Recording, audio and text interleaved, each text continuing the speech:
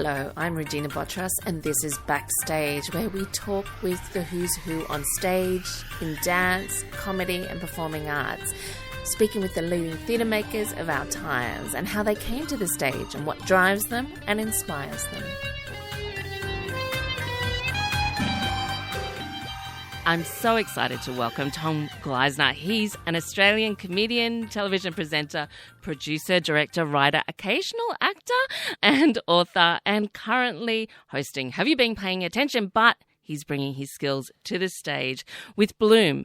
It is a co-production with Melbourne Theatre Company, and it's playing at Sydney Theatre Company at the Rosalind Packer Theatre. It's just opened. Welcome, Tom. Thanks, Regina. Thanks for coming.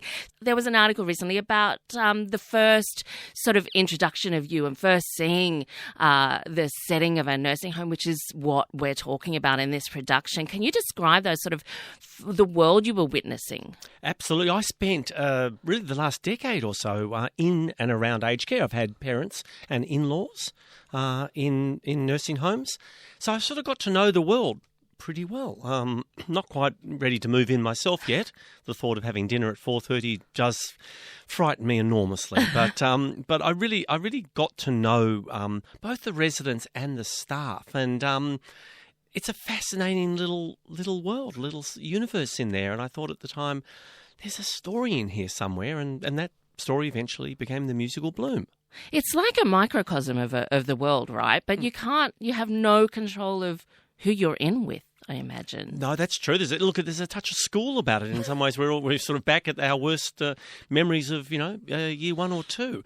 But I think the biggest learning for me was to take the time to listen and chat to some of the residents, because just because they're not saying anything doesn't mean they've got nothing to say. Often they just lack a bit of stimulation. They've been withdrawn, the days are long, they all sort of blur into each other, especially if they're not getting a lot of visits.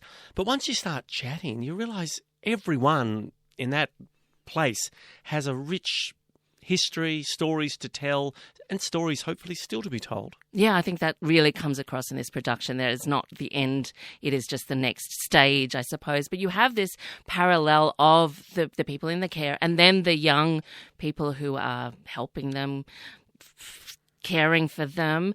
That parallel of the two worlds, was that something that was obvious to you when you were in there, or was it something that you thought, let's put these generations together? No, it was definitely struck me very early, because often you've got pretty young people, the carers, doing this extraordinary work with people, 2-3 times their age. And honestly, our aged care workers, the most sort of undervalued, underpaid and overworked folks in the country. I know things have got a little better. We've had the Royal Commission. They've cleaned up a lot of the excesses, but there's still a lot to be done. And I got to witness just what the difference a really good carer made to a resident's day. And these characters in your play, are you drawing from some of your observations? Oh, very much so. In fact, there's a couple that have made it directly, and we have at my mother-in-law's nursing home, there was a woman called Gloria, who I think her title was Lifestyles Coordinator, and she ran the residents' choir despite being totally deaf. Or tone deaf, I should say, not deaf, tone deaf. Most of the residents were possibly at that end of the spectrum. But it didn't make for the most musical outpourings. But so she features in Bloom. There was a kleptomaniac who I've renamed for legal reasons, Betty, in Bloom. And literally the staff would have to go into her room at the end of every day and fish out people's purses and wallets and dentures and whatever else she'd made off. And so these were fascinating characters. And I've taken many of them, combined a few, and thrown them into Bloom. Into the whole cast, which is a wonderful cast, in fact. I was wondering what she's doing with the dentures. I mean, was it just something that you can't... Oh, who knows? Salad servers? I'm not sure. There would have been a story, I'm sure. It's something that, I think we all need to think about. In fact, the day before I came and saw the show, I was talking with my brother, and he was describing a friend of his who's, quite ill and needs to... That is the future. So it is something that needs to be on the conversations in our lives for our next generations, or us or me, or I don't know what I'm going to do. Sometimes we don't know. But where is this line like, how did you just, I mean, because it's a musical. We should put that in there. I suppose that is maybe the first question I should ask, because I was wondering where that line is from reality to this world of entertainment and fun and a story. Well, I wanted to make the theatrical event fun. I mean, I wasn't there to give a TED talk. It's meant to be uplifting and funny. I've only ever written comedy throughout my career. I can't imagine doing anything else. So I definitely wanted to make it an entertaining night out, and for me, a musical does that better than anything, because it lets you have so much fun with, you know, crazy song and dance routines, and also quite poignant, I hope, ballads and moments where characters really get to express their inner thoughts. But to me, that's a beautiful package, and I was so excited that I was able to sort of move it in that direction. I think often through my career and with working with my colleagues, we'll start with an idea, and we really have no idea where that's going to fit, whether it's going to be a film or a television series or a book or a play. But the more I just worked on Bloom, the more it felt like a musical was its right home. So what is the different techniques you need to engage to write a musical as opposed to, well, TV? I mean, you've done sort of a lot in that area. I have. Oh, look, it was a massive learning curve, and thank goodness for our fabulous and very patient director, Dean Bryant, because I think the original cast size of Bloom was somewhere north of about 40 people. There may well have been a car chase in scene 3. So I had to, and even in the script, I'd say things like cut to, and then we then cut to the resonance, and then we cut to, and it had to be explained to me, on theatre you don't cut to, you perhaps wheel in a very heavy piece of scenery, and that can take several minutes. So it was, even though the fundamentals of good story, great characters and humour don't change, there are certainly the logistics of a musical was something I had to learn. But were there things that you tried that you thought, no, I can't do that, that is going too far? Like, we are talking about, you know, aging and the messiness of it, or the trauma, or I don't know, challenges with personal, you know, issues, health or otherwise. Like, were there things that you tried and you went, this is not going to work? You know, what was that? Oh, look, definitely. Whatever you're writing, you always sort of go down slightly wrong roads, hopefully recognise it and do a U-turn. I think when I first started, earliest drafts of Bloom, I reckon I fell for the trap of the terrible old trope of laughing at the residents, as in they, you know, wheel them out their great punchlines, and I thought, no, I don't want to do this. I'm sick of older people being used as the punchline to a joke. So I gave myself a slap on the wrist and said, stop. Whatever you do, you're not going to make the old folks any less relevant or raw or real or funny or flawed as the younger cast members. And I hope I've stayed true to that.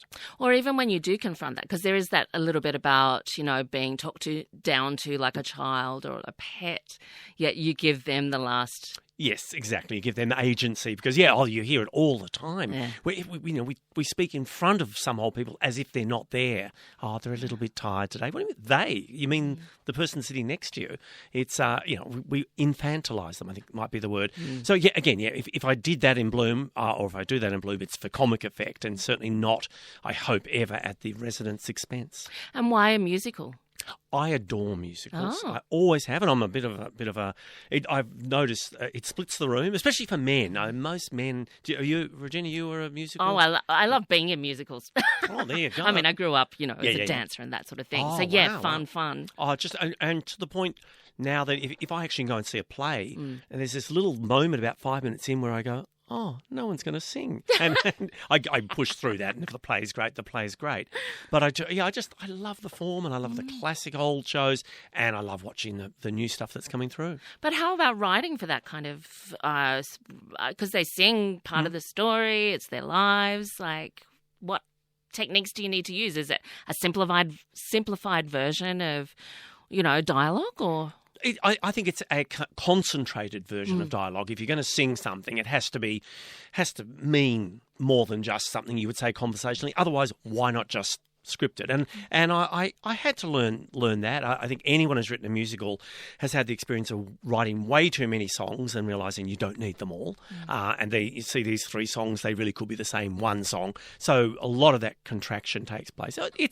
I'm sure there are books. I'm sure there are texts on it. I never read any, but I did have the wonderful Dean Bryant, our director, who's helmed and in fact written his own musical, so I could not have been in safer hands in getting the script into shape. And we were also given the enormous privilege of doing some workshops. The Melbourne Theatre Company funded several weeks of workshops, and they were invaluable because you go in thinking this script is perfect and we might just make the tiny little change, and a week later you walk out and you've rewritten the entire second act. Did you think about putting, because it is really the world, there's no outside people coming in like yourself as you visiting, institutions, where it's really just their world, isn't it? Yes, certainly.